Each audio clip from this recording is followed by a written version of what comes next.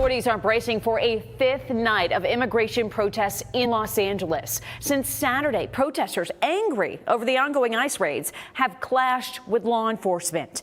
Dozens of people have been arrested for looting, vandalism, and arson. In an effort to calm the protests, President Trump has ordered hundreds of U.S. Marines to the city, where they'll join National Guard troops. California leaders say the president's actions are escalating the crisis and are urging him to stop the ICE raids. So where do the lawmakers who represent us in Washington stand on all this? News 10 NBC investigative reporter Jennifer Lukey spoke with two members of Congress, one from each side of the aisle. Jen joins us live from the Federal Building in downtown Rochester. Yeah, Nikki, two sides of the aisle and two very different opinions about what's happening not only in LA right now, but with other ICE raids and immigration enforcement across the country. The National Guard mobilized without a request from the California governor. Hundreds of Marines mobilized to respond as well. There's no question that the actions being taken by President Donald Trump are something this country has not seen in decades. And there's no question that two of our representatives feel very differently about it. The immigration system is broken. I think the president is creating any chance he gets for armed conflict with people, particularly on the issue of immigration, because he thinks that's a winner with American voters.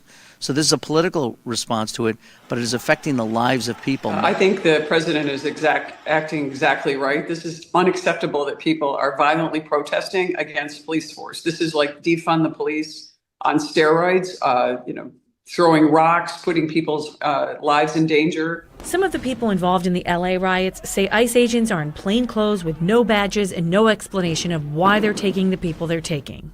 Do you think there is a better way for them to identify themselves or to identify what they're doing so there isn't a misunderstanding about who it is they're looking for and why?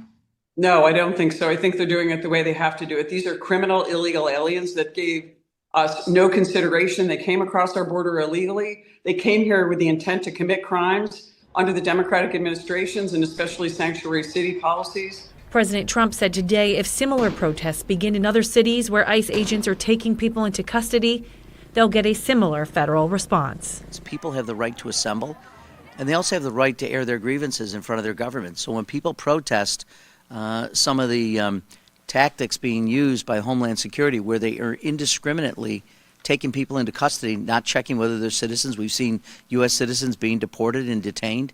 People have the right to protest this. Having said that, protesters never have the right to physically attack police or law enforcement. Now, I also spoke at length with both Congressman Morelle and Congresswoman Tenney about the big, beautiful bill that is being debated right now in Washington and the implications it could have to hundreds of thousands of people in our area specifically. We're going to talk about that coming up new at 5:30, Nikki, particularly when it comes to those SNAP and Medicaid cuts that have been widely talked about and are pretty controversial. All right, Jen Lukey reporting live from the Federal Building. Thank you. Meantime, the protests are set to spread across the country. A series of so-called No Kings demonstrations are planned nationwide, including in our area this Saturday. For those locations, head to our website, WHEC.com.